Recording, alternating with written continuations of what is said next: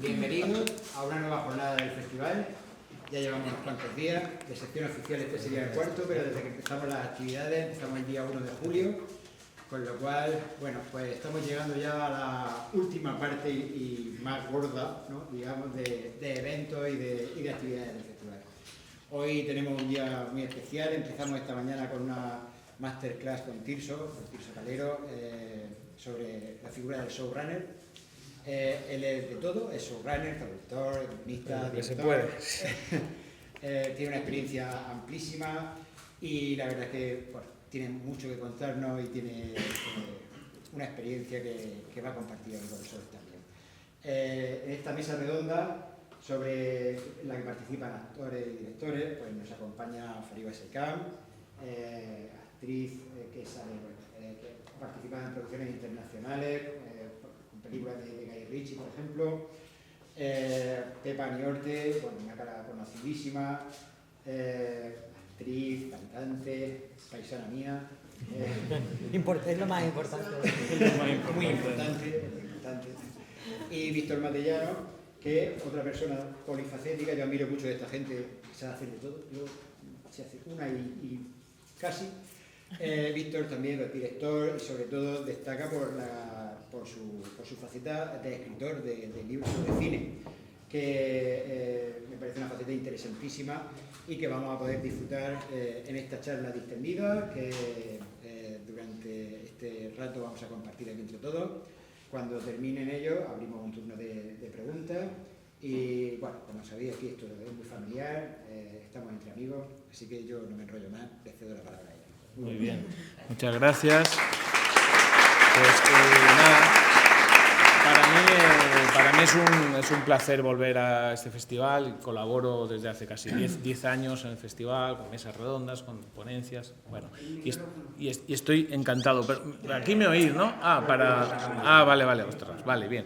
Bueno, y estoy encantado. Entonces, me gusta mucho esta mesa redonda porque tengo a 3 personas que, además de grandes profesionales, son amigos y he podido compartir con ellos vivencias y para mí es un lujo. Yo no voy a hablar mucho, voy a dejar que sean ellos. Yo voy a lanzar unas preguntas iniciales y para que ellos vayan contando un poco sus experiencias y sus inquietudes, sus anécdotas, y vosotros luego preguntáis todo lo que queráis. El título de la mesa redonda oficialmente es Rodar sin parar, porque creo que estamos en un momento del audiovisual en España que es un poco como una burbuja que ha ido aumentando y quizás ha explotado. Es decir, igual hemos llegado a un momento en donde se hacen demasiadas más series de las que se pueden consumir, o el cine ha cambiado tanto que ahora se ruedan muchas películas pero con presupuestos demasiado bajos, o bueno, también hablaremos un poco de eso, ¿no? ¿Qué es lo que pasa? ¿Cuál es el momento de la industria audiovisual en España, tanto en series como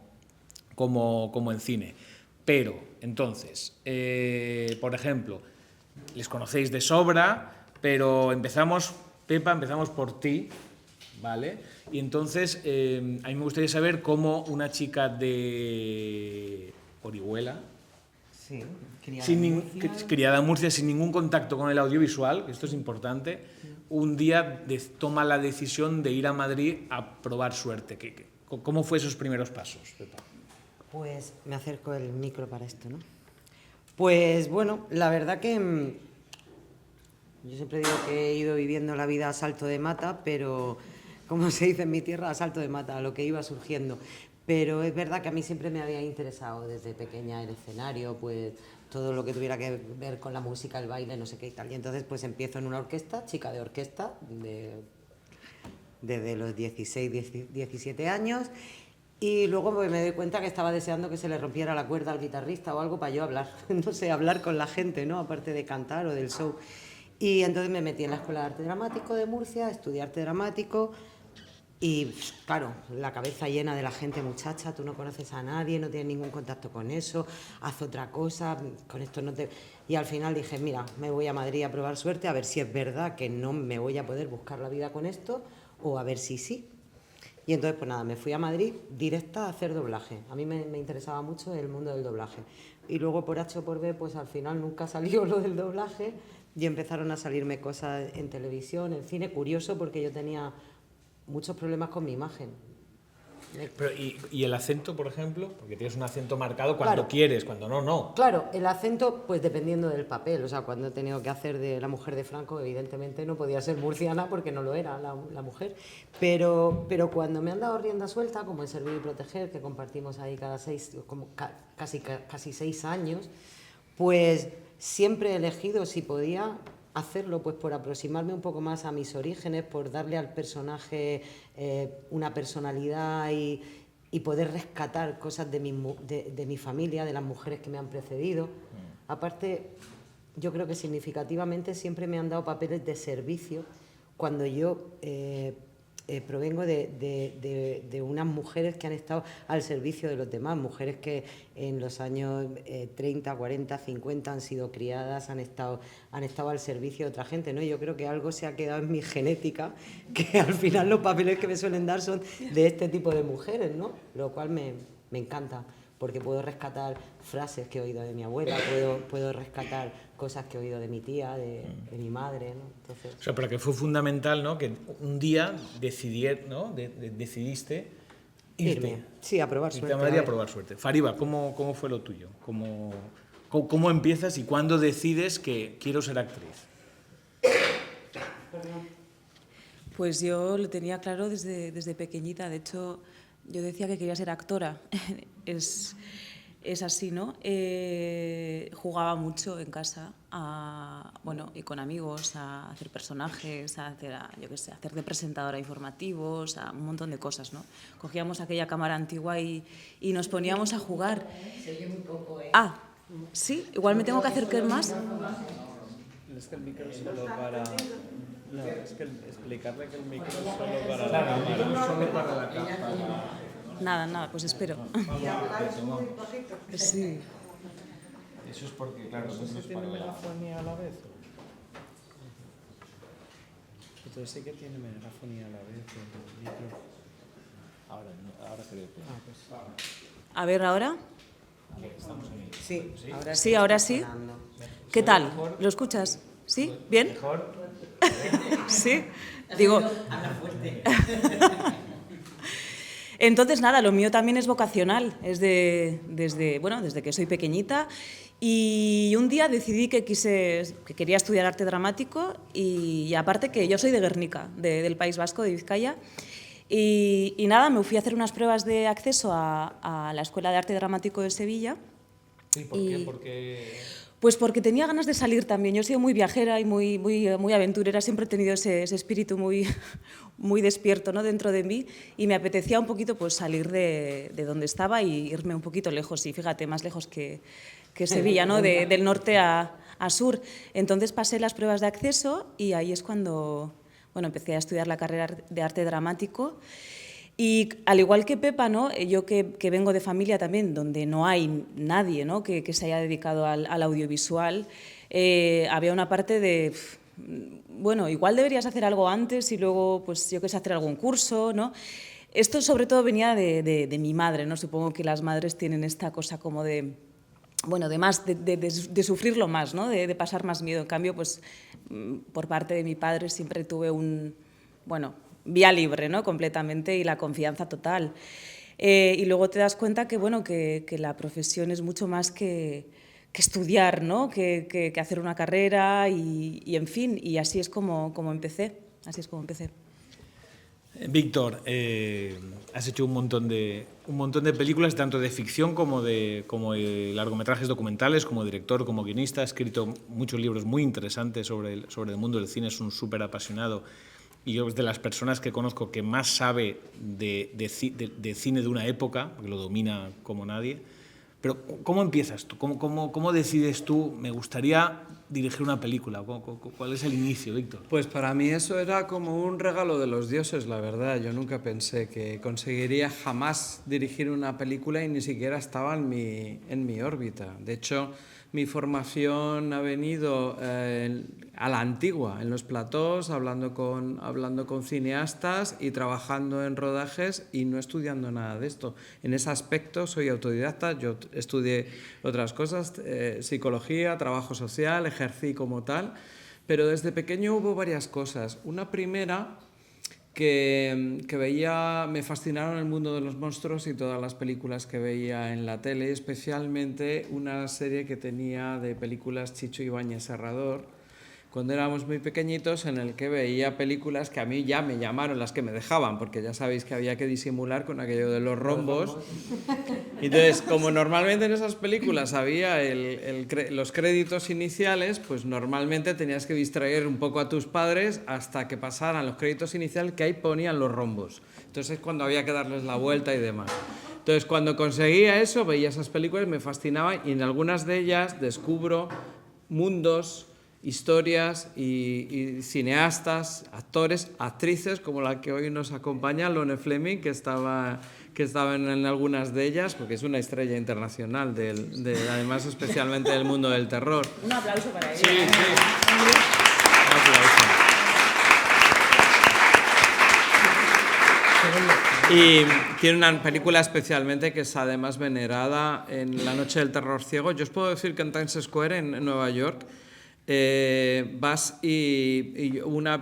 tenían las únicas que en físico tenían en 2 columnas eran la última de Almodóvar y esta película. Cuando se dice que Almodóvar es el que hizo las Américas, podemos decir que hay otro tipo de cine que hizo antes las Américas. Y a su vez, con todo ese mundo, mis familiares que trabajaban en el campo trabajaban en las superproducciones que se rodaban en la Sierra de Madrid entonces. Entonces a mí desde pequeño me hablaban del rodaje de Espartaco, del rodaje de estos rodajes, y hasta que descubrí a mi padre que le echaron de una película en figuración por descojonarse, porque se reía con el compañero y lo echaron directamente, y ya descubrimos que la película era nada más y nada menos que El bueno, el feo y el malo.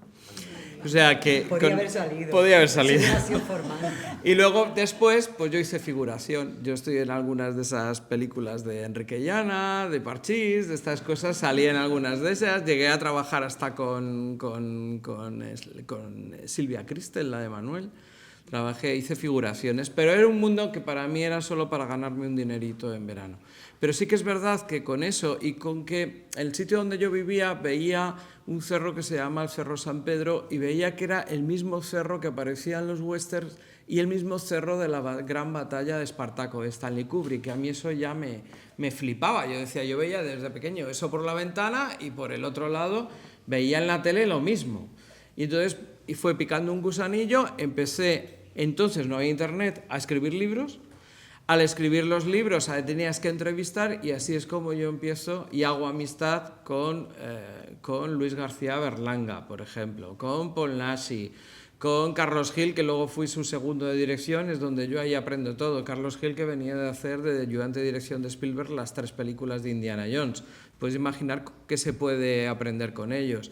Conozco a Richard Lester. Ya cuando pides un prólogo a Milos Forman, te acercas a alguien como Milos Forman, como Christopher Lee, y ya cuando ves además que está la humildad de todo este tipo de personas y el conocimiento que te van dando, pues como una puerta. Un día fue muy sencillo, que esto ya para cerrar, un día estaba yo de primero de dirección, una película que había hecho con los americanos y después con una película en Madrid, y el productor, que le hacía falta rápidamente para una distribuidora de terror muy famosa de Barcelona, necesitaba una película y me dijo, ¿tú no tenías que escrito una de terror?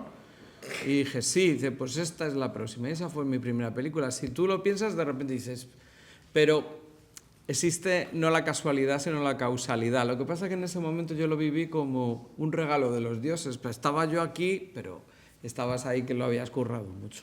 Hasta ahí es la cosa. No, bueno, el mundo audiovisual, ¿no? Para actores, para directores, para guionistas, es una carrera de fondo, siempre se dice, ¿no? Que es una carrera de fondo de aguantar, ¿no? Que realmente es difícil entrar, pero es más difícil mantenerse, es difícil hacer una primera película, pero más difícil es hacer una segunda, una tercera, una cuarta, o sea, es decir, es una carrera de fondo. Entonces, Pepa, yo te quería comentar, llevas bastante tiempo encadenando series con películas. Justo ahora se ha estrenado una película en la que ella tiene un papel, que es aparte de su serie habitual, que es Sueños de Libertad, se le puede ver en la película, se la puede ver en la película Pioneras.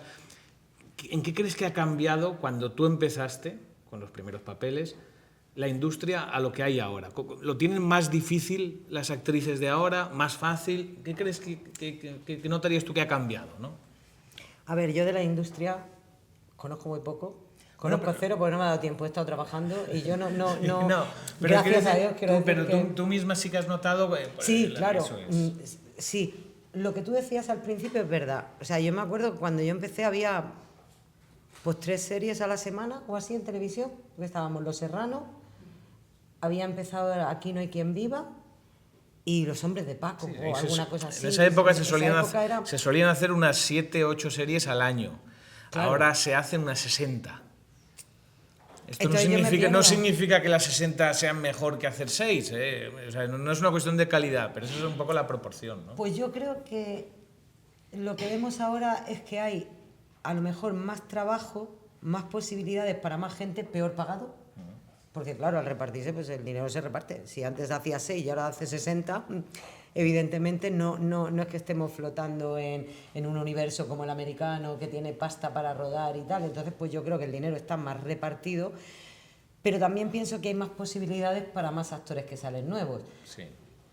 Por otro lado, yo me acuerdo cuando yo llegué a Madrid, yo iba con la cinta de VHS, vamos, que pesaban un quintal, que a lo mejor iba con 4 porque no podía llevar más. 4 cintas, no os riáis las jóvenes porque ni las habéis visto, vamos, no sabéis lo que es una cinta, pues así como mi bolso. Una cosa así aproximadamente eran las cintas VHS, entonces yo iba con 4 o 5 repartiendo allí donde yo miraba en las páginas amarillas. En Cineguía. Claro, en el famoso Cineguía, en el tal, donde estaban las productoras. Y entonces allí me iba yo con mi cinta a dejarlas, no las veían jamás, pero bueno, yo iba ahí con toda la voluntad del mundo.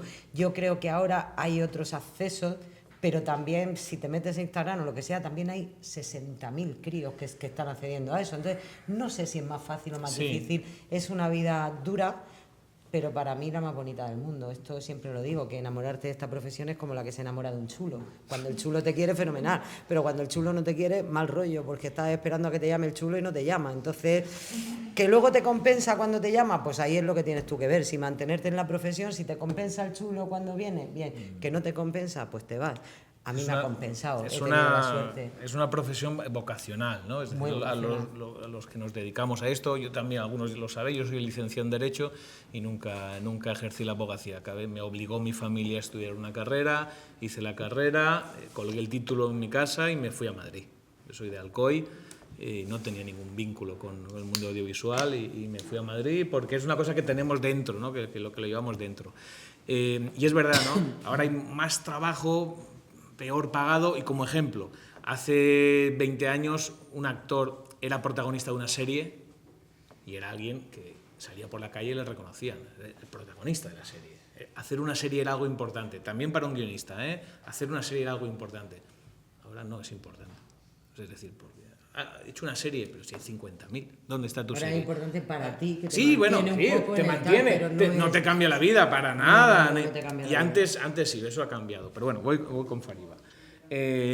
Fariba se hizo muy popular gracias a una serie diaria, quiero entrar a hablar un poco de esto, ¿no? Que fue El secreto de Puente Viejo, porque era protagonista de esa serie durante un montón de capítulos. ¿Cómo fue trabajar en una serie tan exigente? Porque las series diarias son muy duras, ¿no? Sí, bueno, a ver, yo era 12 años más joven también. Y la verdad que fue impactante. Yo es el primer papel protagonista que tenía a nivel nacional. Había hecho cosas en el País Vasco, en series. Y bueno, dar un salto como ese a mí sí que me cambió. O sea, yo sí noté, bueno, que, en fin, el reconocimiento por la calle, salir en revistas como Telenovela, etcétera, ¿no? Estas cosas. Y bueno, ya te digo, sí, las series diarias, bien lo sabe Pepa también, son series muy, muy exigentes, donde se ruedan capítulo y medio a veces al día, ¿no? Entonces, eso son muchas horas, son muchas secuencias. Yo siempre he dicho, ¿no? y lo he escuchado de otros actores también, que es una especie de máster pagado, ¿no? Hacer una serie diaria. Y bueno, en mi caso, ¿no? que tenía mucho volumen de trabajo, eran muchas secuencias, era un papel protagonista, era una serie de época, también el idioma cambia, la estructura, ¿no? del guión, las secuencias, todo. Y aparte de todo, tenía una carga dramática muy, muy fuerte, ¿no? Fortísima. y a veces yo lo sufría, pero al igual que Pepa, ¿no? Cuando te gusta la profesión, cuando amas la profesión, al final compensa, ¿no? A veces ese malestar. Esto era ensayo, toma 1, toma 2 y así, una tras otra, ¿no? Y yo recuerdo, pues como os digo, ¿no? que había muchas veces mi personaje sufría muchísimo, o sea, le pasaba todo lo peor que te puedes imaginar, o sea, absolutamente. Sí, de hecho, cuando yo empecé la serie me dijeron, tú no sabes a lo que has venido, tú no sabes lo que te espera. Y decía, bueno, no puede ser para tanto, sí era para tanto, ¿no? Pero bueno, al final el trabajo es gratificante. ¿Cuántos capítulos hiciste? Pues hice como unos 200, no recuerdo exactamente, fueron 1 año y 2 meses, fueron muchísimos capítulos. Entonces, bueno, al final fue un disfrute total. A veces, obviamente, lo pasaba mal, ¿no? Decía, por favor, que lo haga alguien por mí, porque yo ya no puedo. O sea, muchas secuencias, ¿no? Que es empezar bien y acabar mal y volver a empezar. Y nada, y al final, pues bueno, ahí ya te digo, cuando ves la respuesta de la gente también por la calle, cuando ves el impacto que tiene, cuando recibes todo ese amor, ¿no? Que al final creo que es lo que más queremos, ¿no? Pues la verdad que fue una experiencia que volvería a repetir. Sí. Bueno, durante un tiempo las series estaban un poco mal vistas, que había una diferencia entre el cine y la televisión y parecía que la televisión era como la hermana pobre del cine, ¿no? Y los actores querían hacer cine y no querían hacer televisión. Eso cambió completamente. En buena parte gracias a, yo creo que la serie que originó el cambio fue Amar en tiempos revueltos, que empezó a tener actores de súper nivel y a partir de ahí muchas otras series pues también pudieron fichar actores de esa índole y yo creo que cambió, ¿no? Eso. Entonces, Víctor, cuéntanos, ¿cómo ves el futuro? O sea, es decir, por ejemplo, otra cosa que tiene que ver un poco con lo de Víctor. Se ha llegado a un punto en que ahora mismo yo he trabajado en los últimos años en 2 productoras muy, muy grandes, con grandes estructuras, y puedo decir que ahora mismo es más fácil hacer películas que hacer series de televisión. Hace 20 años era justo lo contrario, las series era más o menos fácil, hacer cine era difícil. Ahora hemos cambiado y ahora hacer cine es más fácil que hacer series. ¿Por qué crees que es esto o hacia dónde crees que va el cine? Bueno, hay una especie de democratización de medios y cuando digo de medios me refiero a lo físico, a lo material. El primer cambio más grande que hubo fue pasar de la película a pasar a digital. Ahora trabajamos con archivos, trabajamos como cualquiera de los archivos que tenéis vosotros en vuestro móvil. Y eso ha llevado también a que se pueda hacer con cámaras ligeras y se pueda hacer con móviles el trabajo. El que los dos modelos se hayan contagiado el uno al otro hace que ahora, cuando vamos al cine, casi le pedimos en muchas ocasiones que tenga el ritmo de una serie y de hecho tenga el mismo lenguaje de la serie. Y a su vez, a las series se les está aplicando un look que está mucho más alejado de la televisión, incluso en el mismo formato se está acercando más a lo cinematográfico, ¿no? Esto es una cuestión en la que se están acercando los dos modelos, ¿no? Uno hacia el otro. También la forma de producir se está acercando, porque en el cine nos encontramos también con esa forma, digamos, de la rapidez y demás.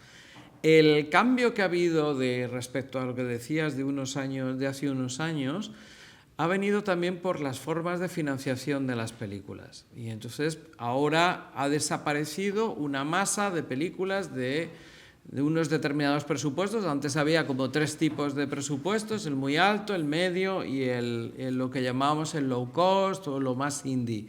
Ha desaparecido un poco la masa interior y se ha contagiado las películas que están producidas a través de financiaciones de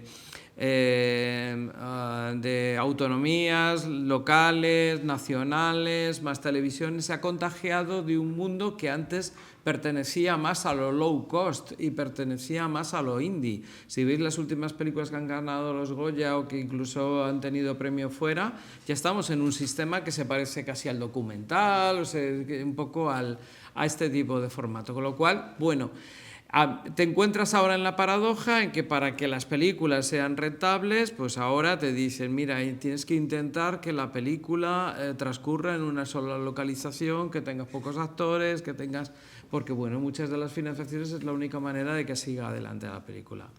Ahora bien, yo tengo que decir que siempre será, cambie, porque si me dicen, ¿qué va a pasar con esto del cine? Que no va la gente al cine, que no va... Siempre va a ocurrir dos cosas. Una, el público, o sea, todos, yo también como público, necesitamos que nos cuenten historias. Tan solo va a variar la pantalla, pero si veis, incluso aunque está variando la pantalla y está pasando a la del móvil, cuando vemos aquí, estamos viendo en muchas ocasiones en el escope y en el mismo color con el que se hacían las películas hace 40 años. Es decir, necesitamos que nos cuenten historias y esas historias, bueno, las veremos en un dispositivo o las veremos en otro. Lo único que va a cambiar es la forma de financiar y la forma interna de la industria, que debería de pertenecer un poco a nosotros, pero es verdad que últimamente es como de las industrias más abiertas hacia el mundo. Hay profesiones que no sabemos cómo se hacen. Nosotros hace tiempo era todo un secreto, ahora ya no es un secreto de nada, ¿no? Pero que me parece bien. Y la segunda, y no porque tenga aquí dos buenas compañeras y dos grandes actrices con las que espero trabajar alguna vez, no he tenido la suerte, pero no porque haya actrices aquí delante, pero tengo que decir que lo más importante siempre en lo que se llama, que a mí no me gusta el producto audiovisual, pero bueno, digamos, en la historia que contamos en imagen, siempre serán los personajes y siempre serán los actores y las actrices. Por eso siempre tendremos dos cosas, que contar historias y que contarlas con ellos.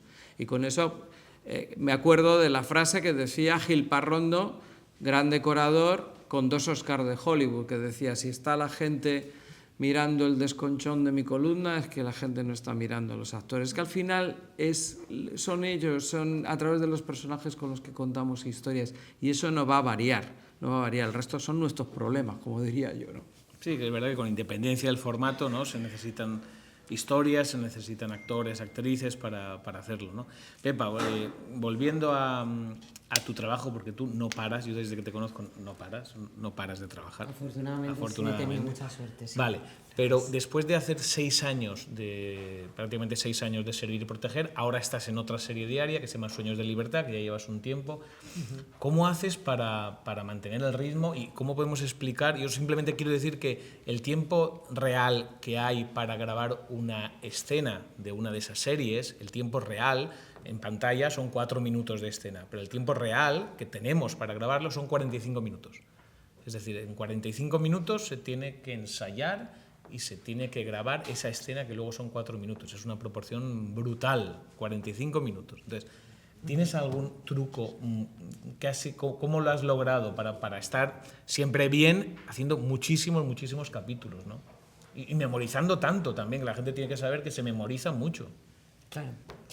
Pues, bueno, yo tengo mi método, cada uno supongo que estudiará de una manera diferente. Mi método es escribiendo, parece muy lento, ¿no? Pero, porque la gente dice, pero ¿cómo te puedes escribir todo lo que tienes que decir al día siguiente? Parece muy lento tenértelo que escribir todo, pero la verdad es que cuando lo escribo una vez, esto es como el que se hacía chuletas para sacarlas luego, que luego no te las sacas en el examen, porque ya te lo has escrito y te lo has aprendido. Entonces, escribiéndolo una vez, a mí se me graba mucho en la memoria porque tengo que tener una atención a la hora de escribir. Entonces yo voy leyendo el guión y lo voy escribiendo, todas mis partes y los pies de los compañeros, ¿no? La última, para el que no esté muy relacionado con el lenguaje, el pie del compañero es lo último que te dice en la frase que te va a decir. Eso te lo escribes tú aparte. Claro, yo siempre iba con mis chuletillas allí a Servir y Proteger, ¿no? Y entonces yo llevaba secuencia 75 y decía mi compañero, ¿cómo has venido tan tarde? Tenías que haber ido ya a recoger a los niños al colegio. Entonces yo escribo, niños al colegio. Y inmediatamente escribo lo que yo contesto. Tacatá, tacatá, tacatá, toda mi frase. Yo me estudio así las escenas y cuando me las he escrito y me las he subrayado una vez, yo ya me las sé. También tengo la suerte de que tengo buena memoria. O muy ejercitada, no lo sé. También llevo 20 y tantos años sin parar de estudiar. La memoria es muy importante en las series diarias. Claro, es que es lo que decía Fariba. Es que es un máster. Para mí una serie diaria es un máster. O sea, yo pasé de las series de prime time, como Los Serrano, como Águila Roja, pasé a la diaria porque yo le dije a mi repre, yo quiero hacer una diaria. Y me dice, ¿pero por qué?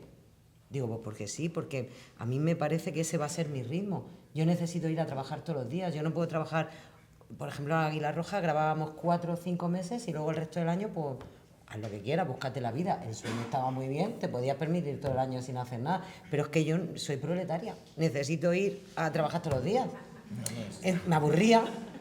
Entonces yo le dije, yo quiero una serie diaria. Claro, una serie diaria estudias todos los días y como decía Fariba, es un máster. Al final, pues estudias todos los días, eso es como el que hace abdominales todos los días, que yo no. Pero el que la hace, pues tiene la tripa muy dura porque el primer día hace 5, luego 50, luego 500. Se ejercita y la memoria es lo mismo, ¿no? La memoria es, todos los días estudias, pues cada vez tienes más memoria.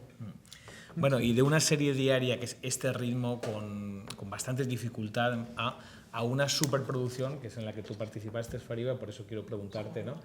Claro, ¿cómo pasamos cómo se quiere decir, de trabajar en una diaria nacional a compartir pantalla con Hugh Laurie en la serie Teherán? ¿Vale? ¿Cómo es eso? ¿Cómo es un rodaje así? ¿Cómo es un rodaje internacional? ¿En qué notas la diferencia? Sobre todo en los tiempos. En los tiempos. Es más lento, es más calmado. Aunque parezca que no. Yo en este caso concreto he estado en otras producciones grandes, La Unidad, Salvador, ¿no? Pero en esta en concreto, la de Teherán, sí que hay una preparación previa brutal. Entonces, ya cada uno, las cosas están en su sitio, las personas están en su sitio y hay más tiempo, hay más tiempo, más espacio para... yo es lo que sentí, no iba todo tan rápido, el ritmo era mucho más lento y bueno, quieras o no, eso al final... A mí me pasa como a Pepa, ¿no? A veces quiero hacer cosas y digo, qué aburrimiento, a ver cuándo empiezo, ¿no? A ver cuándo me toca a mí. Pero igualmente yo creo que es una buena oportunidad, ¿no? Para respirar todo ese ambiente, para ver cómo trabaja cada uno. Es otra serie dentro de la serie, ¿no? Es un espectáculo total. ¿Y cómo lograste el papel de por ejemplo, Teherán? Pues mira, yo soy del País Vasco, pero soy de padre de Irán, entonces hablo euskera y hablo iraní también.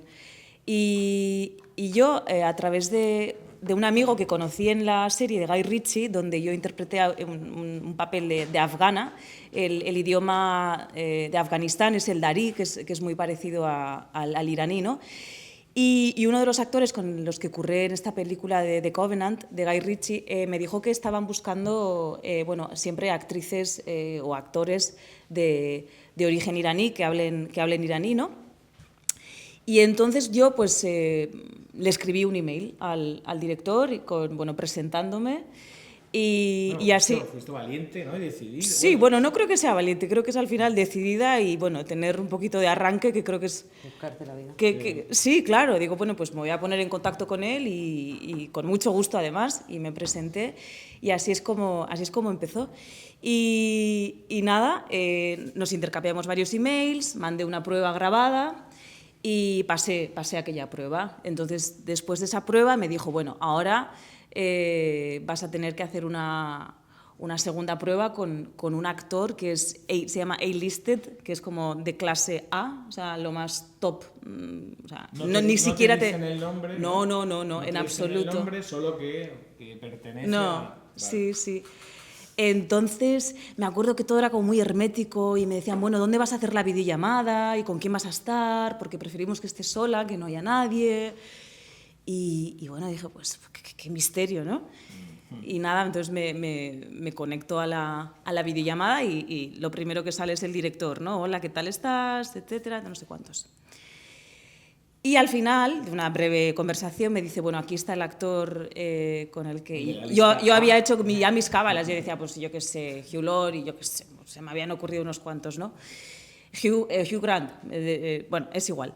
Y en una de estas... Pero tus cábalas porque había trabajado con Guy Ritchie... No, porque me habían dicho que era un actor inglés. Eso sí que me lo habían dicho. Vale. Entonces yo, bueno... Y nada. Inglés de la serie A. Serie A, también, sí, claro, que era inglés, sí, eso no lo he dicho, sí, pero sí. Y entonces el director como que se va hacia un lado así Es muy gracioso porque detrás de una cortina veo asomar una cabeza, así, y entonces se va acercando esa persona y digo, ¡oh! El Dr. House, ¿sabes? Y digo, mira lo que simpático. Y nada, y entonces se acerca, se sienta, y en principio íbamos a hacer una escena, ¿sabes? Había preparado una escena con él, pues no hicimos la escena, obviamente. Entonces empezamos a hablar, pues, ¿qué tal? ¿De dónde eres? Guernica, lo otro, el árbol, pues estas cosas. Qué bien, me gustó mucho tu papel en el Dr. House. Bueno, una conversación muy amable, familiar, así, ¿no? Y fue muy divertido. Y ya está. Pues una buena experiencia, ¿no? Y de ahí pues viajé a Atenas, que es donde rodábamos esta serie que se llama Teherán, que es para Apple TV. Y él es pues fantástico. Sí, así fue.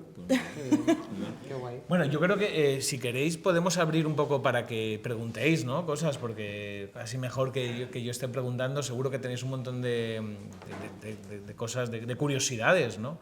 Así es que, si yo por mí, si alguien se lanza por aquí, Hola. a ver si os escucha, yo creo que sí, nosotros te escuchamos. Que seguramente cuando empezasteis, pues quizá alguna vez habéis pensado en rendiros porque no os llamaban, no lo conseguíais o lo que sea, porque al fin y al cabo es un lío muy duro. Entonces quería saber que si ha sido así, ¿qué es lo que hizo que no rindierais y lo consiguierais? Muy bien. Empieza. Sí, empiezo yo. Pues mira, yo una vez le metí una patada a una... Lo voy a contar por primera vez, esto. Una vez le metí una patada a una máquina, a un cajero automático de la Caixa. Lo digo porque como estos bancos Sabadell, pues tampoco... No, nada, bueno, de nada. Bueno, pues era de la Caixa, porque yo creo que quería sacar 5 euros para cenar esa noche o algo, o quería sacar 10 euros y solo me quedaban 8, una cosa así. Claro, hay momentos en los que piensas, a lo mejor no voy yo bien por aquí, pero no sé, siempre... Yo creo que en mi familia hemos tenido mucha ayuda, ¿no? De esta que a mí me gusta creer que tenemos, ¿no?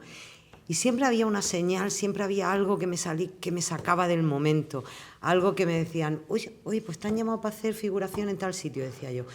Venga, vale, un poquito de respiro. O mira, te han llamado para hacer un casting para publicidad y de repente decía yo, coño, 2.000 euros. Ya me podían llamar para publicidad todas las semanas. No era lo que yo quería, pero de repente te sacaban un mes a flote y decías, pues tengo con esto yo para pagarme el alquiler 3 meses o tal, ¿no? Entonces, siempre hubo un poquito de luz en los momentos más oscuros, siempre salía algo. Pero sí que hay veces que te planteas que a lo mejor estás equivocada. Lo que pasa es que también, como estás tan enamorada, ¿sabes? Al final, a poquita luz que tengas, sigues. A poca esperanza que haya, pues sigues para adelante y menos mal. Sí, yo creo que esta profesión es como que tienes una llama dentro, ¿no? Tienes una pequeña llama ahí dentro. Y tú a veces, yo desde siempre quería dedicarme a escribir películas. No sabía que el nombre era ser guionista, pero quería escribir cosas que luego se vieran en la pantalla, cuando era ser guionista, pero no sabía el nombre de guionista. Escribir cosas que verla. Yo lo tenía desde pequeño, desde 13 años, 14 años. Era una llama que tienes ahí. Entonces, ¿por qué estudio Derecho? Porque mi familia me obliga. Estudiando Derecho se piensa que vas a poder apagar la llama, pero esa llama no se apaga. Estudio Derecho, acabo la carrera y una vez ya me ofrecen trabajo de abogado, pero la llama sigue ahí. Entonces, cuando es una cosa vocacional, es difícil apagar esa llama. Aunque te vaya mal, aunque estés diciendo, ¿qué he hecho? ¿Qué estoy haciendo aquí? Pero tal, si esa llama está ahí, si es verdaderamente vocacional lo que tú sientes, tienes que acabar dedicándote a ello. O sea, por fuerza, ¿no? Fariba, ¿algún momento que hayas dicho, ostras, igual, no? Sí. Es una pregunta un poco difícil. Yo recuerdo, yo hice Puente Viejo y luego pasé un valle de años sin hacer nada. prácticamente trabajando de azafata, dando copas, o sea, haciendo un poco otras cosas. Y recuerdo... Después de haber estado... Y luego voy a hacer una puntualización. Sí, es muy importante el asesoramiento, quién está detrás de ti, quién está acompañándote, en este caso, un representante, ¿no? Eso es súper importante, eso es muy, muy importante. Alguien que crea en ti y más o menos trabaje para ti, ¿no? Y lo que me pasó, esto es una anécdota que me pasó varias veces. Estuve trabajando en Expreso, en una cafetería, dando cafés, después de haber hecho Puente Viejo, y mucha gente me reconocía y me decía, pero no tendría que ser al revés, ¿no? Haber empezado por dar cafés y después hacer esto. Eso me parece muy revelador, ¿no? Sí, y me pasaba bastante, Pero no te planteabas dejar la profesión, es decir, sabías que temporalmente tenías que estar ahí como medio de subsistencia, pero... Había momentos en los que decía, igual tengo que hacer otra cosa, igual esto no es para mí, igual es un sueño inalcanzable, ¿no? Luego también es verdad que la vida te lleva por otros caminos, ¿no? Y durante esos años pues hice otros viajes y viví otras experiencias, tuve otras vivencias. Y como Pepa, ¿no? A veces yo decía, pues igual tengo que hacer, no sé, pues me apunté en una agencia de publicidad también, que luego había que hacer un montón de grabar cosas como muy extrañas, porque cuando haces publicidad te dicen cuélgate de un árbol y luego búscate un tigre que te salude y dices, bueno, a ver, vamos a ver cómo lo voy a hacer, ¿no? Y tú te lo curras y te buscas a un colega que sabe hacerlo.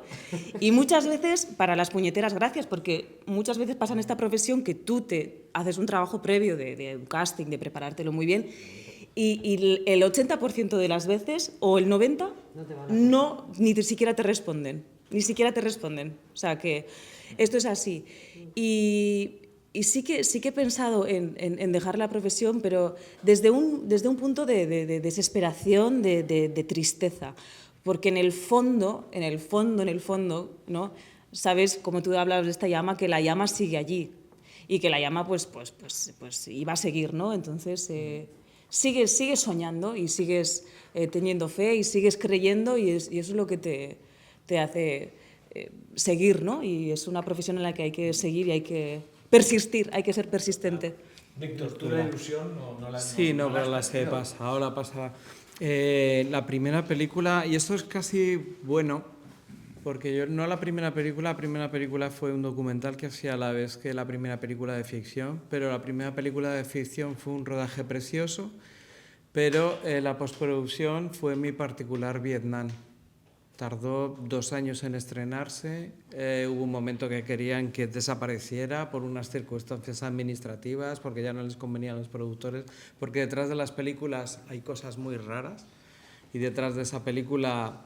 entre los productores, lo que os voy a contar es cierto, ¿eh? Se produce un suicidio de uno de los productores por culpa de otro acabó en la cárcel y otro lo están buscando ahora también, o sea que luego hay gente de todo detrás de nosotros. Maravilloso mundo del cine. Qué maravilloso mundo. Haz una película de esto, que es muy interesante. Esto está. Bueno, pues fue mi particular, y siempre he pensado que después de eso, pues ya uno, no es que pueda con todo lo que sea, pero ya viene, ya lo que venga, va uno como con un aprendizaje. Y ahí os contaré dos anécdotas pequeñas que sí que definen un poco los miedos y que una noche estábamos con mi segunda película de ficción, que Lone tiene un papel ahí con Caroline Munro, y era el último día de rodaje, estábamos en un bosque en Segovia, a 3 grados, 4 de la mañana, y yo normalmente habíamos hecho 2-3 tomas de cada plano, lo normal, ¿no? Y era un chico fumando en la puerta de una tienda de campaña, era el último plano, y yo, otra, y cuando llegamos 7-8, se acerca con confianza, no el ayudante de dirección, se acercó el director el director de fotografía, Daniel Salas, y me lleva para un rincón y me dice, ¿qué te pasa? Ya está terminada. Digo, pues ese es el problema, que está terminada. Y yo no sé si voy a volver a dar acción otra vez. Ay, yo tenías puteado a la Claro. Por si sí, por si no. Y entonces me dijo, pero tú sabes que eso lo decía Carlos Saura el último día en todas sus películas. Dice, ya está, Víctor, vámonos a casa. Verás cómo haces otra película. Y sí, está esta cosa porque dices, porque es verdad que quien ha entrado en otro tipo de dinámicas, yo no he entrado en las dinámicas de las series, pero los que estamos más en el cine siempre piensas, pero va a haber más, ¿no? Y luego está lo de la bicicleta, que digo yo, que sobre todo que es la noche anterior del primer día, ¿no? De rodaje, que crees que es que te vas a... que es como que no vas a... parece que no sabes. Y me acuerdo en esta película, en la que os decía, Wax, era el primer día de rodaje que yo tengo es con Geraldine Chaplin. Y como era Geraldine, con mucho cariño fui a buscarla. Yo no dejé que fuera ningún ayudante auxiliar a buscarla maquillaje. Dije que yo le iba a buscar, que la llevaba yo. Y íbamos por el pasillo, ya nos conocíamos hacía tiempo, y le digo, Geralda, quiero que sepas que estoy muy nervioso porque vas a hacer el primer plano de la primera secuencia de mi primera película. Y me dijo... coge la mano, Víctor. Me lo coge y dice, ¿notas cómo tiembla? Pues que no se te pase nunca esta sensación que tienes. Y era Geraldine Chaplin, ¿eh? Quiero decir que la tenemos todos y todas, esa sensación. Y que nunca se te pase, porque el día que se te pase es que ya no está, ya es fácil, ya está visto, ¿no? Entonces, este oficio es así, es un oficio de 24 horas. Yo no tengo desconexión, es muy difícil, te vas a cualquier lado y se te ocurre algo. Yo qué sé, es muy difícil no estar constantemente o no estar angustiado o no pensar que no va a salir o que mañana va a haber un problema y siempre es así. Bueno, está mi productor allí detrás que yo le doy unas chapas por las mañanas tremendo, ¿no? El pobre lo machaco mucho porque soy de eso, tenemos ansiedad, tenemos una cierta ansiedad porque lo provoca él. Bueno, hay que aprender a vivir con eso. Yo ahora, a mí me dieron jamacucos, fui al hospital y he tenido un ritmo de vida duro con las series diarias porque durante unos 15 años sin parar fui jefe de guionistas de series diarias, sin parar. Enganchaba una con otra, Bandolera, con Amar, con Gran Reserva, con Servir y Proteger, eso unos 15 años. Unos 3.000 capítulos, una cosa así. Entonces me dio una cosa que se llama el síndrome vasovagal, tuve que pedir una baja, o sea, yo lo pasé bastante mal. Y ahora veo la vida de diferente manera, ¿no? O sea, sigo trabajando mucho, pero hay que saber aprender. Yo también, pero es verdad que se pasa complicado, por esas fases. Esas fases se pasa por ello. Hay que aprender a llevarlo de otra manera, ¿no? Sí. A lo mejor son los años, seguramente. Claro. Pero lo que tú dices de las películas, por ejemplo, que cuando terminas una película piensas que a lo mejor ya es la última o que ya no va a volver a hacer más. Yo llevo 26 años trabajando en esto y me sigue pasando con cada serie. A mí me acojona el momento en que una serie termine. Yo ya empiezo a soñar y esto No, es así. Pero tú eres muy así, Yo soy muy histérica, O sea, ya lo sé, pero no eres muy así, no es normal. Pero yo empiezo a soñar que voy subiendo una escalera y se van deshaciendo los escalones.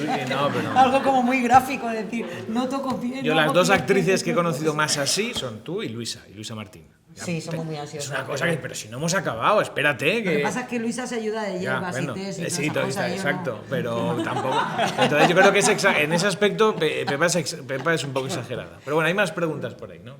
Voy a preguntar, bueno, a cualquiera, pero a las dos actrices, porque son las que hacen interpretación.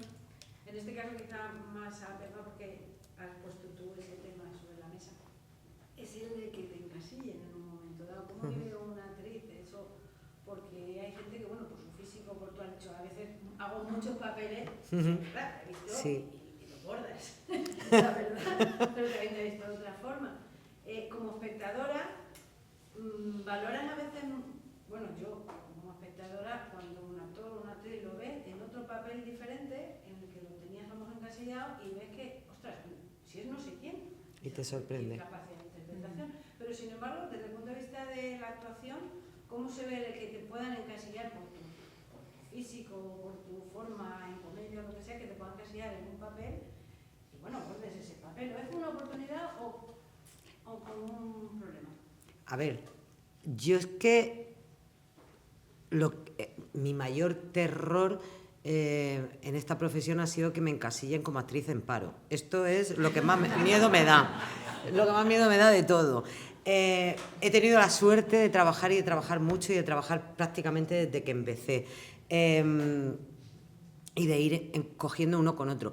Es verdad que se agradece, ¿qué te voy a decir? Es verdad que se agradece muchísimo cuando te dan algo diferente, pues como el personaje de La Caza, dramático, total, y te recuerda que lo puedes hacer, porque al final estás haciendo muchas veces personajes similares y te recuerdas de repente como actriz que puedes hacer otras cosas, o como el personaje de la mujer de Franco, o personajes de niños robados, personajes dramáticos y tal, ¿no?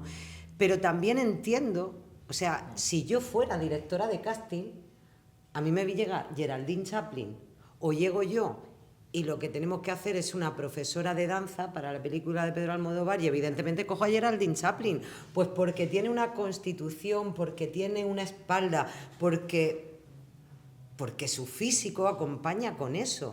Y luego mi físico, mi historia, la sangre que corre por mis venas, pues viene de esas mujeres, y entonces yo sé que tengo una memoria genética y que tengo algo que salta mucho a flor de piel, un ritmo, una manera de hablar, una manera de expresarme, de mover mis manos, de todo, que va seguramente más con ese tipo de personajes.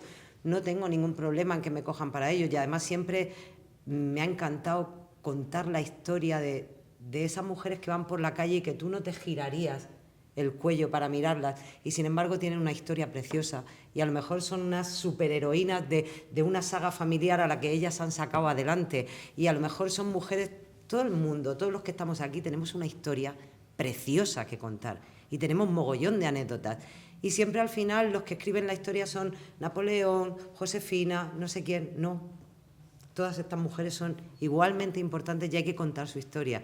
Estoy encantada de poder hacerlo, de poder contar la historia de una peluquera, de una señora que está en la barra de un bar o de una criada. Encantada, vamos. Pues, a ver, mi caso es un poco distinto. A mí sí me ha pasado, sí que me han encasillado en papeles de árabe, que yo soy iraní, que no tiene nada que ver, pero bueno, ahí, pero pues ¿en hay... El secreto de Puente Viejo? En El secreto de Puente Viejo no. Ahí está, en una serie que hice El País Vasco y en El secreto de Puente Viejo no, que hice de Inés Mendizábal. Dices, qué bien, o sea... De la protagonista... Y muchas veces no solo es el aspecto, sino el nombre también. Eso yo me he caído después en la cuenta. A mí me ha pasado hace poco estar en un festival de cine en San Sebastián y hablar con otra actriz en euskera. Me decía, pero tú, a ver, con tu nombre, Fariba Shihan, que el segundo apellido es Uriarte, afortunadamente está ahí también, ¿no? No te acaban de situar. Y esto creo que sí sucede, no te acaban de situar, ¿no? He hecho papeles de árabe, de hecho hice un casting donde me decían hablar árabe, yo hablaba farsi, hablaba persa, claro, y la gente a veces no cae, no distingue, ¿no? Entonces, pues bueno, adelante. Y al final, pues cuando yo he tenido que hablar en árabe he tenido un coach.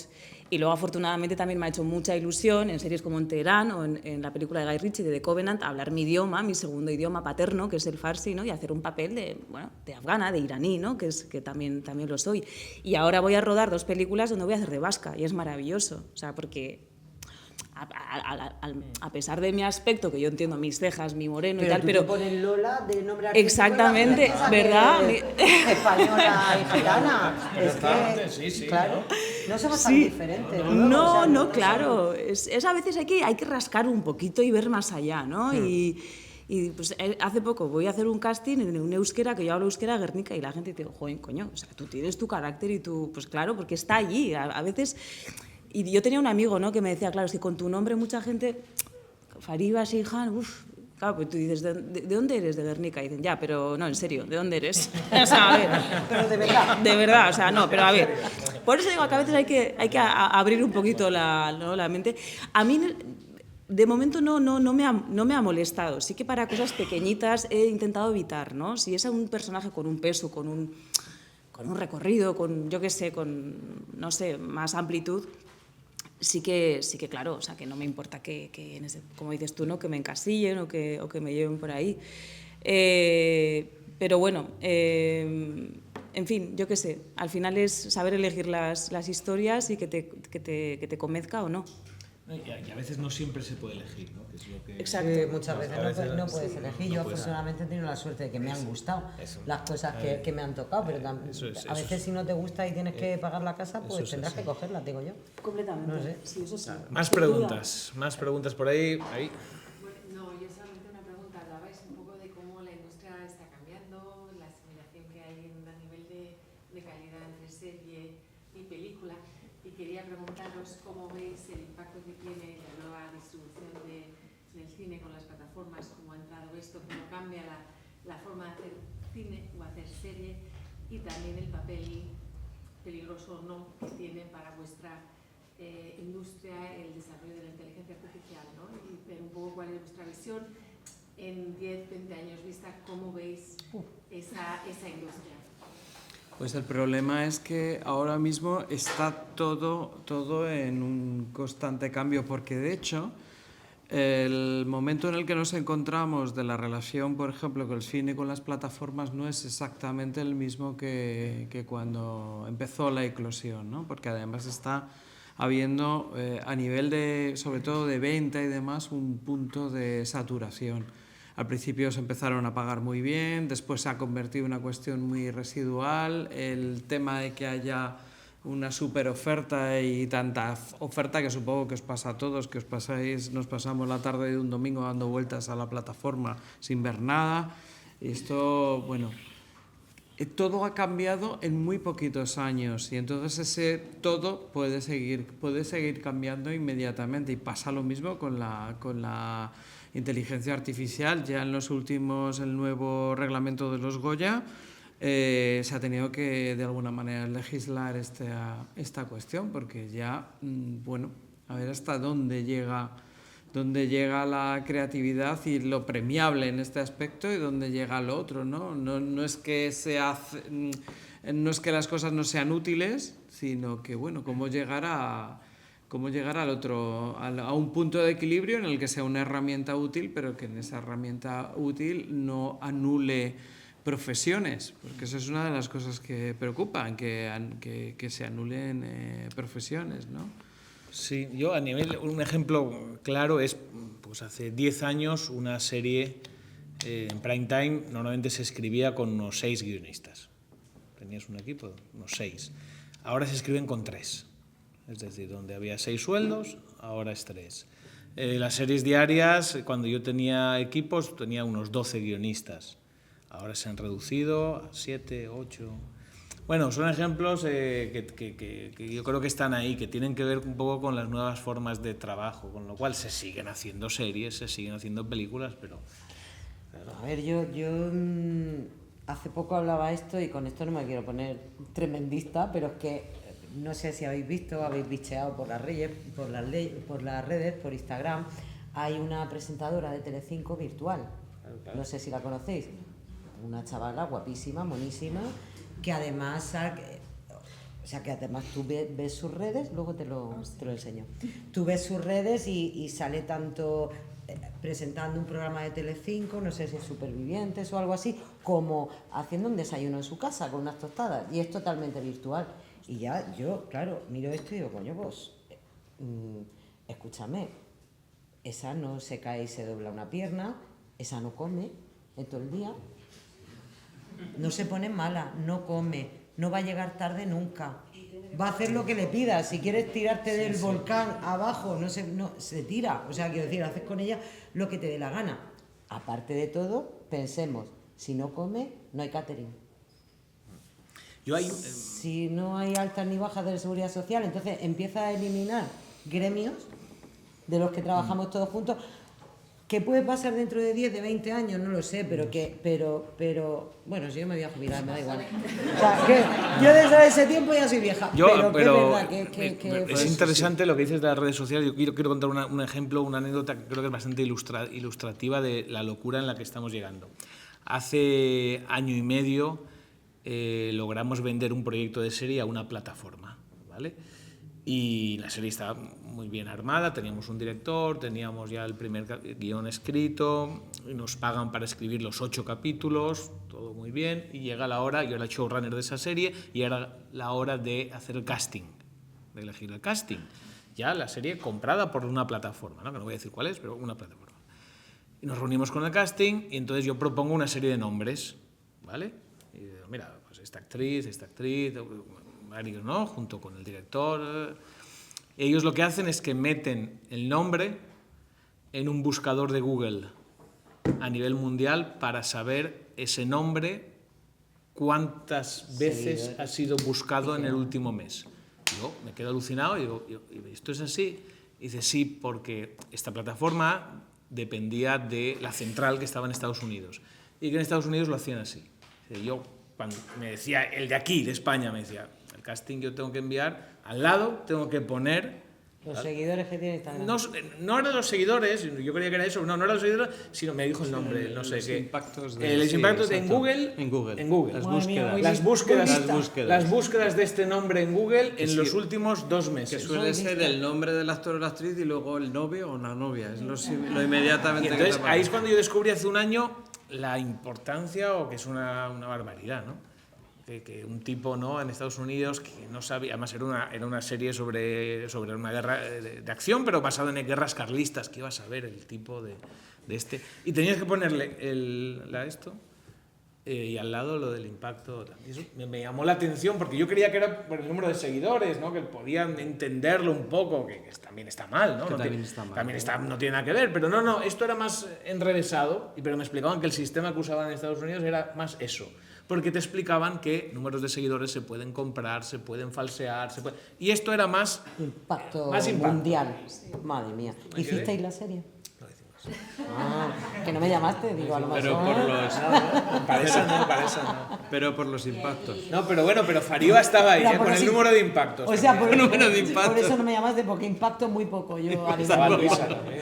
No creo, lo teníamos no creo. todos, sí. ¿Y había un mínimo? No lo sé, pero me explicaron el sistema este. Porque yo creía que era el número de seguidores y dice, no, esto es otra cosa. Además yo iba a interpretar a Lola, de hecho. Un personaje que se ¿A llama Lola? Lola, que me ha hecho gracia que... Virgen. Hacía de andaluza. Sí, que no había ningún bar en la serie ni nada para poder estar. Lo llevaba Luisa. ¡Qué barbaridad! Ya nos estamos Muy mal, encasillas. Lo llevaba Luisa. Y eso es porque dependía la última decisión de Estados Unidos. Era no otras plataformas que tienen autonomía en cada país, no, esta dependía de ahí. Y a última hora se paró, no por la serie, porque el director era buenísimo, no, sino porque hubo una fusión de empresas, entonces esa plataforma ha dejado de producir durante un año, digamos. Ese proyecto se lo quedan ellos, puede revivir, ya es de ellos, pero que me llamó la atención cómo buscaban ellos los actores y actrices. Google, no ningún esto. Más preguntas. Google, a mí, por ejemplo, todos los meses me pasa el informe de las búsquedas que han hecho con mi nombre y las búsquedas que han hecho con mi productora. Eso lo recibo yo todos los meses. Claro, pero no sabía... Sí, exacto, sí, pero pero lo que no pasa es que esto yo ya es un nivel de, de controlar, que es una cosa que no se tendría ni controlar, igual que los de los seguidores. Porque además se ha demostrado, sobre todo en el mercado español, en taquilla de cine, se ha demostrado que no hay ningún tipo de impacto. No. Ningún tipo de impacto con el número de seguidores que tengas en los protagonistas, ningún tipo de impacto. Para nada. La gente va lo mismo al cine, o sea, nada o poco, o da igual. Porque el que sigue a alguien en Instagram, pues lo sigue en Instagram, pero a lo mejor no es una persona interesada en el cine, o no tal, o ve la serie en su casa o las ve en el formato del ordenador, es que tampoco... Exactamente. Pero vosotras como actrices, un momentito ahora, vosotras como actrices habéis notado que tenéis que estar en redes. No. O sea, yo a mi edad no. Vamos, yo no sé. O ningún repre os ha dicho, oye, tenéis que, algún repre os ha dicho, tenéis que, no sé, hacer vídeos. A mí mi repre no. ¿Voy a coger el micro? Sí. Sí que pasa más en las agencias de comunicación. Te dicen, tienes que tener más actividad en redes sociales, pero te das cuenta que el trabajo llama trabajo, fin. Sí. Dan igual las redes, las fotos que publiques, los seguidores que tengas. Al menos en mi caso, o sea, a mí yo no he conseguido trabajo por redes sociales. O sea, a lo mejor en algún momento te puede ayudar a la hora de que alguien quiera tomar una decisión y diga, uy, bueno, esta foto me parece impactante, esta, no sé, prefiero... Pero, o sea, en general, cero patatero. O sea, el trabajo llama trabajo, fin. O sea, pero igual no hay más. no sé si a ti te pasa, que a mí al principio, sobre todo cuando era muy joven, y yo nunca he sido una persona festera, y siempre te decían, pero tienes que ir a las fiestas, tienes que hacerte ver, tienes que estar en tal... A mí nunca en la vida me ha salido un trabajo porque yo estuviera en una fiesta. Al trabajo sale en el casting, de trabajo llama a trabajo, cuando la gente debe trabajar te llama y si no, nada. Y punto, es un mito. Pues lo de Instagram un poco, o sea, es más la floritura o quien se dedique a Instagram, que hay Instagramer y hay toda esta gente, que en realidad los actores... Hombre, a lo mejor, yo qué sé, para que te pasen publicidad o para que hagas publicidad. Eso es otra cosa, ¿no? Es decir, una actriz que a lo mejor, eso sí que puede pasar, y conozco varios casos, una actriz que gana mucho más dinero con lo que va publicando en sus redes que con su trabajo como actriz, aunque es actriz y sigue haciendo alguna serie, pero gana más dinero en lo otro, eso es otra cosa. Y gana dinero por ir a fiestas, por ejemplo, actrices que les pagan por ir a un estreno y tal, y gana muchísimo dinero en eso. O de repente una actriz que se queda embarazada y dice, oye, pues toda la ropa de mi bebé y todo lo que va a consumir el bebé, una marca me la regala porque yo le voy a poner stories en Instagram. Me parece muy bien. Sí. Pero que como para trabajar, no, yo eso no es otra veo una historia. herramienta, o por lo menos a mí no me... Bueno, tampoco. Y te hacen creer que sí, yo tengo 38 años y estoy entre un poco la época de antes y la de ahora, en medio, ¿no? Millennial. Ahora es Z, ¿no? Eres joven. Z, generación Z, no sé, no tengo ni idea. Yo soy millennial, creo que sí. Del 88, sí, millennial. Sí. Pero sí que te hacen creer que necesitas publicar, necesitas poner, pon tu... Pero que tú no has visto que no, un cambio de trabajo en absoluto. A mí el trabajo me lo ha traído el trabajo, fin. O sea que... Reyes, querías preguntar. Una pregunta. Una película que se invierte 1 millón de euros, ¿es posible hoy en día recuperarlo con las plataformas? No, lo que pasa es que las películas van financiadas de otra manera. Van ya financiadas de otra manera. Entonces, ahora la tendencia que hay, sobre todo con determinado cine, es, digo, con el cine que opta a ayudas públicas y a la vez ventanas de televisión, es pues a intentar financiar para llegar a la exhibición con ella completa. Es que financia algo, luego tiene que recuperar algo. O lo financia, o sea, financia todo con dinero. Hay una parte... No. Se llega a recoger. No, lo que pasa es que la inversión privada tiene una herramienta el Estado que es el incentivo fiscal. El incentivo fiscal, yo por ejemplo soy directora y productora y distribuidora. A mí el incentivo fiscal a mí no me interesa porque yo tengo que darle todas mis facturas a ese señor. Entonces yo qué declaro. Cuando yo me he gastado todo el dinero. Bueno, pero lo de las facturas eso es meter dinerito negro en algún escondite. No, está arreglado perfectamente arreglado, Está claro. Pero si tú tienes una inversión con productor, yo soy productor y yo hago una inversión de 1 millón de euros, ese 1 millón de euros yo lo voy a poder recuperar alguna vez. Yo creo que no. Vamos, esa figura del productor ha cambiado. O sea, es decir, ya el productor que pone su dinero para hacer una película ya prácticamente no existe. El productor lo que hace ahora realmente son gestores. Es decir, los productores de ahora se han convertido en gestores. ¿Qué hace un gestor? El gestor capta, consigue el dinero en una preventa a una televisión, a una plataforma. Pero es que esa preventa es tan bajo lo que se... Bueno, no, depende de plataformas, no tiene por qué ser tan bajo, puedes juntar varias preventas a diferentes cadenas, o sea, la figura que tenemos ya del productor o la productora que viene con su dinero y lo pone, puedes poner un poquito, pero es otra cosa, ¿no? Y luego también lo que decía Víctor, que al final realmente el 90% de las películas del cine lo producen las televisiones. Digo televisiones o plataformas. Ya, ellos se han convertido, o sea, esas cadenas se han convertido casi en productores. Realmente, prácticamente es eso. Es la parte mala de eso, es que tienen mucho control sobre el producto. ¿Vale? Y como ejemplo os pongo lo que hace Netflix en determinadas películas que se llaman originals. ¿Qué es un original? Un original es una película que produce Netflix para Netflix, que se ve en Netflix y no se ve en ningún cine. Normalmente en ese original Netflix elige no solamente el guión, sino que elige al director y elige al productor y elige todo el reparto. Tienen el poder absoluto en esos originals. Puede ser que a lo mejor del reparto de 4 ellos elijan 3, pero tienen todo el poder porque son los productores. Pero también es verdad que para el productor tradicional, para las productoras, están rezando por poder vender originals a Netflix. ¿Por qué? Porque Netflix lo que hace es que te da un dinero y tú entregas la lata, digamos. Te dan 6 millones, están muy bien pagadas esas películas, 6 millones de euros. Y el productor entrega la película terminada. Ahora, el productor no se queda con ningún beneficio. A ti te han dado 6 millones para hacerla. Tú de ahí te puedes quedar tu sueldo, todo lo que quieras. Todo lo que genere esa película es de Netflix. Pero está muy bien pagada. Os pongo un ejemplo de lo que es otro tipo de cine, que sigue siendo cine, porque tú ves esa película, tiene directores de fotografía de cine, directores de cine, actores de cine, solo que no se ven en las salas comerciales. Eso es, a eso aspiran muchos productores. Netflix hace unas 10 o 12 al año. Amazon hace 4 o 5 de ese estilo. Son los que se llaman películas que se llaman original, con presupuestos más grandes que películas normales. Venga, más preguntas por ahí. Venga. Tengo dos. Tienes dos. A ver, una es que alguna vez os ha dado como miedo entrar dentro de esto del cine por la intimidad, que puede que no tengáis tanta y todo eso. La exposición. Ellos a lo mejor, ¿no? Los que están cara... Se suben en internet, pues también periodistas y cosas. Pues puede que haya, conozco de actores que dicen que no están... La exposición, la exposición, sí.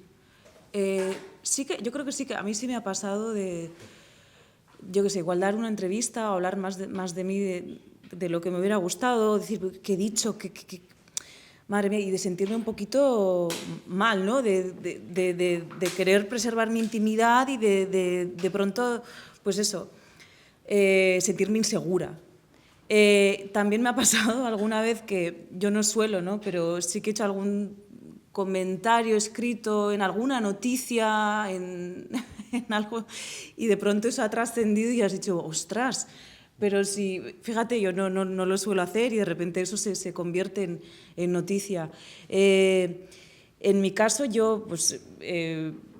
no tengo ni un novio famoso ni nada de eso, que se me imagino que en ese caso pues sí que puedes, bueno, te expones más, ¿no? Lógicamente, ¿no? Pero sí que da cierto pudor a veces, ¿no? Un poquito que la gente pueda llegar a entrar a conocer tu vida privada, ¿no? Pero bueno, creo que eso está en cada uno y se aprende también a manejarlo, pero yo creo que en mi caso al menos sí que existe ese miedo, ¿no? De que... bueno, de exponerme demasiado al margen de mi trabajo por supuesto, por delante, ¿no? Así que nada, eso me imagino que bueno, de momento yo no lo sufro, que yo no tengo ni paparazzis ni estas cosas, no soy carne de prensa rosa, ¿no? Ni quisiera serlo, también te digo, no quisiera, ¿no? Y si algún día sucede por lo que sea, ¿no? Pues me imagino que como todo se aprende a llevar, ¿no? A mí, un poco lo que decía Fariba, tampoco he estado en una situación que haya reventado mi popularidad con un novio famoso, en una serie top que de repente eres adolescente o algo así, ¿no? Que a lo mejor de ahí salen estas cosas, tipo lo que pasó en Los Serrano, con Fran Perea, con tal, esas cosas así, ¿no? No he estado en ese caso.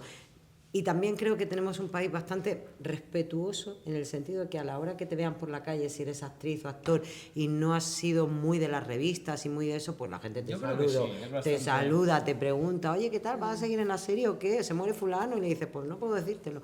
Y mis labios están sellados. Pero no es... Claro, tampoco ninguna de las dos estamos en un caso Madonna, que eso tiene que ser un acoso a lo mejor por la calle, pero... A mí generalmente la gente se me acerca con mucho respeto, el que me conoce, que no todo el mundo tiene por qué conocerte ni haber visto tus series, pero el que te conoce se acerca con mucho respeto para preguntarte algo, para saludarte, para hacerse una foto y sin más. Y la gente es bastante respetuosa. A mí me han esperado a que termine de comer en un restaurante para pedirme la foto. O sea, quiero decir que no la gente se... Había una pregunta por ahí, ¿no? A ver. Bueno, me levanto para que me vean. Sí. Yo tengo dos preguntas. La primera es, ¿qué no negociable tenéis como actrices? Que vuestros no negociables a la hora de actuar, qué no aceptaríais o qué no actuaríais o qué no queréis hacer, qué no querríais actuar, qué nos gustaría interpretar o aquí producir. Y otra más es qué sueño habéis cumplido o qué sueño querríais cumplir tanto como actriz o como fuera de ser actriz. O productor. Vale. A ver, los no negociables, un poco, o lo que no sé, o... Hombre, yo no negociable. Bueno, Pues no negociable. has hecho casi todo, ¿eh? Yo he hecho casi de todo. Desnudos no me han pedido, no sé por qué. Bueno, Porque estoy buenísima. Bueno, pero pero no me lo han pedido, no me lo han pedido. Pero eso es un tema. Eso es un tema. A ver, no tema. sé, yo supongo que no, que por incomodidad mía más que nada, pues supongo que a lo mejor un no negociable a estas alturas ya de mi vida serían unas escenas de sexo fuerte o muy explícito o algo así. ¿No te ha sería. tocado escenas de sexo así? No. No. Una fue con Resines en la cama y llevaba los zapatos puestos. Resines llevaba los zapatos puestos, el pobre mío, también porque yo acababa de entrar a la serie y para que yo no estuviera mal, es que es más bueno que el pan, para que yo no me sintiera mal ni tal, estábamos vestidos los dos y así se nos veía un poquito el hombro, nada, o sea, no. A lo mejor eso sería un no negociable y por lo que dices de sueños y de cosas que hayamos cumplido, pues yo he cumplido mi sueño hasta ahora, que ha sido vivir de lo que me gusta, ese lo tengo súper cumplido y eso para mí es el éxito total, ¿no? Porque a lo mejor para una persona el éxito es pues llegar a hacer cine con Woody Allen, pero para mí el éxito es vivir de lo que me gusta, entonces ese éxito lo tengo cubierto. Y luego el sueño por cumplir, me encantaría, lo digo ya que hay un guionista y otro aquí cerca, me encantaría hacer una mala malísima. Pero esta gente mala que dices tú, ¿cómo puede ser tan mala? Pues una mala de estas como, sí, mala sin raciocinio ninguno, mala, sin conocimiento. De estas malas me gustaría hacer. Así que bueno, si alguien por ahí quiere... Venga, vamos. Arriba. Vamos a ello. Alguna, ¿no? Alguna... No negociable. Exacto. No negociable. Algún límite que tú hayas dicho, mira, me pidieron algo que... No. No, a ver, para mí lo no negociable es la falta de respeto. O sea, eso no lo negocio. A partir de ahí todo es... Estoy abierta al diálogo, quiero decir. Ahora mismo no se me ocurre nada que no... Jolín, ¿qué te digo? ¿Poner mi vida en peligro? Pues no lo voy a hacer. No, claro, nunca. No. Eso es un no negociable. Pero y sobre todo, hacer las cosas desde el respeto y bueno, y hablar y... Siempre se puede hablar y siempre puede haber un consenso. En cuanto a los sueños, pues yo he cumplido muchos sueños. Yo desde niña he fantaseado con hacer cosas que he acabado haciendo. Yo también tengo esta cosa fantasiosa, ¿no? Pues trabajar con Guy Ritchie o Jake Gyllenhaal o Hugh Laurie y dices, oh, wow, ¿sabes? Porque sí existen esas estrellas que están ahí y cuando las tienes cerca, pues bueno, te dejas empapar, ¿no? Por eso. Y al igual que dice Pepa, que para mí el éxito es, por ejemplo, tener una carrera como Pepa, una carrera sólida, tener una continuidad, tener un lugar, tener una marca, tener bueno, pues como en este caso que Pepa es una actriz fabulosa, un rostro perfectamente reconocible, que encima es como parte de la familia de todos, ¿no?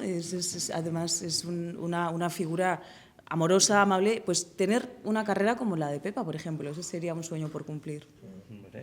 Qué bonito. Qué bonito. Eso lo vas a hacer tú con la gorra. Venga, ¿alguna pregunta más? Tenemos 5 minutitos o 10 minutitos. Venga. Pues que a una persona que está empezando en la industria del cine, que no ha hecho nada, series ni películas, solo hace castings, ¿qué le recomendaríais? No, pero ya es algo eso. Pues ya, eso ya es una escuela. ¿Qué le recomendaríais hacer? Tipo, como profesionales, para que se meta más en el mundillo y que consiga por sus sueños. Mira, yo creo que hay una cosa que nunca falla, creo yo, esto es mi punto de vista, ¿eh? No sé si habrá trucos. El mundo del actor, de la actriz, mucha gente puede pensar que trabajamos con la mentira, con lo que trabajamos es con la verdad absoluta. Tú estás haciendo un personaje, sí, pero desde la verdad, siempre. Entonces, Yo consejos no doy, los consejos son como somos las mujeres feas, no nos sigue nadie. Entonces, consejos no hay que dar, pero yo sí que creo que es importante que cada uno sea uno mismo, tal como es. Porque si tú te quieres parecer a Penélope Cruz ya es una, tiene un caché y tú no vas a llegar a ser como Penélope Cruz, porque es que Penélope Cruz ya es. ¿Me entiendes? Y si estás buscando el sitio de cualquiera, ya está ocupado por cualquiera. Pero tú tienes unas particularidades que no las tiene nadie más. Entonces, encuéntralas, valóralas y explótalas. Porque nadie es como tú. Y si tú tienes un lugar, en cualquier cosa, aquí, como abogada, como... Tú tienes tu lugar por ser la persona que eres. Por eso has nacido así. Entonces, busca tus cosas, valóralas y explótalas. Que ahí te vas a hacer tu hueco, un hueco del que no te va a echar nadie, porque no va a haber nadie como tú. Tú eres tú.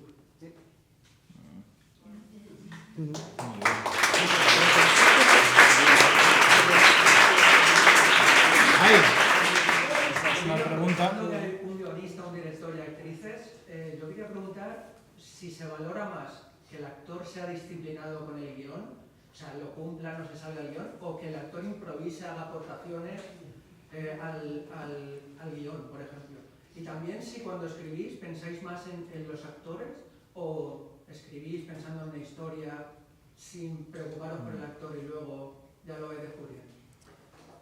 Bueno, yo rápidamente. Por ejemplo, en televisión las aportaciones cuanto menos mejor. O sea, no básicamente porque no hay tiempo. No, o sea, es ponerte ahí, haz lo que pone ahí y ya está, ¿no? Pero el propio actor, la propia actriz también lo sabe y después del primer capítulo ya entiende que es una máquina de hacer churros las series, ¿no? Que pueden ser churros fenomenales, ¿no? Pero no es fast food bueno, o sea, no lo estoy diciendo como caso malo. El cine es diferente.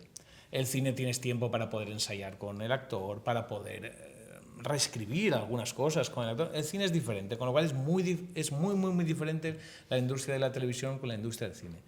Es verdad que yo he dirigido bastante teatro y he trabajado con actores en teatro. Ahí realmente en teatro es donde más he disfrutado dirigiendo actores. Y creo que al revés, y creo que el actor o la actriz en teatro vivimos algo diferente, que lo creamos juntos, hay una química especial. Pero tanto la tele como el cine es más industrial, y la tele es muy industrial. Sí, yo sé que les puedo decir que apostillo lo del teatro es el proceso para trabajar con los actores, es donde puedes desarrollar un proceso mucho más amplio que en el mundo de la imagen, ¿no? Y para nosotros a mí que me gusta, por ejemplo, trabajar con los actores y las actrices, pues es más satisfactorio, ¿no? Pero en el cine o en la imagen, bueno, sobre todo en el cine más que en la tele, como tampoco yo he tenido mucha oportunidad de tener mucho tiempo durante los rodajes, tiene que estar todo trabajado antes. No hay mucho tiempo, pero sí que he determinado o tengo una forma de trabajar con 3 tipos de secuencias diferentes. Y las he llegado a aplicar en una sola película las 3 tipos de las secuencias. La primera es una secuencia en la que hemos ensayado previamente en sala de ensayos y se ha marcado todo completamente. Y con fotografía se ha dejado muy claro cómo van a ser todos los movimientos y después se reproduce completamente en el set. El segundo modelo es un modelo mixto en el que se ensaya, pero se ensaya poco para no perder mucha naturalidad según sea el tipo de acción, y suelo ensayar más en el set y se suele montar en ese mismo día, aunque está planificada toda la secuencia para cámara con los actores, se hace ahí.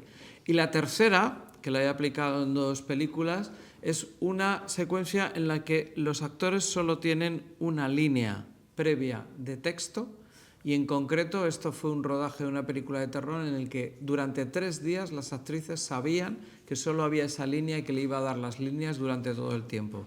La información solo lo tenía el ayudante de dirección, el director de fotografía y el jefe de efectos especiales, porque había que hacer una serie de props porque ocurrían cosas durante la secuencia.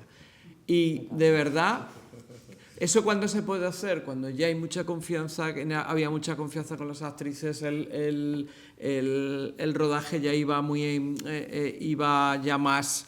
digamos, llevábamos ya 3 semanas. Les hacías un escape room a las actrices. 3 días. Estamos locos, tú 3 das días. mucho miedo, tío. 3 días en Talamanca de Jarama. 3 días que allí cuando llegaron, pues de repente vieron, pues es una virgen de hierro, unos ganchos colgados aquí. Y bueno, por supuesto no pasó nada y están. Simplemente están vivas. Es llegar a un determinado resultado, pero trabajando de diferente forma con los actores. Y se puede trabajar de diferentes formas, igual que vosotros tenéis vuestros métodos personales de llegar, se puede a través del equipo llegar a un determinado método, siempre el más adecuado para llegar a algo. En este caso, era una situación en la que tenías que provocar el máximo desconcierto, y el máximo desconcierto estaba todo el tiempo.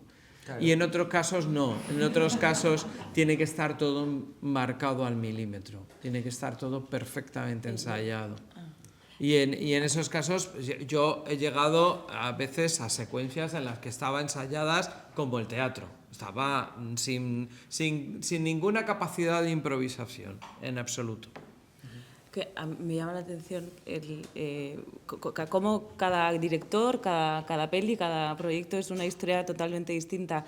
En esta peli que rodé con Guy Ritchie, que era una superproducción, ¿te puedes creer que cuando tocaba ensayar, los actores no ensayábamos? O sea, Guy Ritchie tenía como primer ayudante de dirección, segundo, tercero, cuarto, entonces a cada uno de los ayudantes le adjudicaba un personaje. Entonces lo hacían ellos y nosotros lo veíamos desde fuera, ¿sabes? Sin hacerlo nosotros, no lo ensayábamos, lo hacían ellos y como si fueran nosotros, claro. Entonces Gaby dices, ostras, lo lógico es que se ponga el actor y se vaya calentando, ¿no? Vaya practicando, pues no, lo hacían ellos, entonces tú lo veías desde... ¿Pero luego podéis ensayar? ¿O No, directamente íbamos a grabar. Y Guy Ritchie en este caso también me acuerdo que era un tío que le encantaba improvisar, o sea... Muchas veces decía rolling y tú decías, ¿pero qué toca ahora? Pues lo que salga. Claro. Y así, tú no sabías lo que iba a venir después. Entonces, pues bueno, esa es la magia, ¿no? Yo pido permiso siempre cuando... Oye, ¿no te importa que lo haga? Yo siempre pido permiso porque no me parece lo Está bien, porque acojona bastante, la verdad. No, pero lo de hacer no, voy a hacerlo yo, no. Voy a intentar explicarme. Y si al final...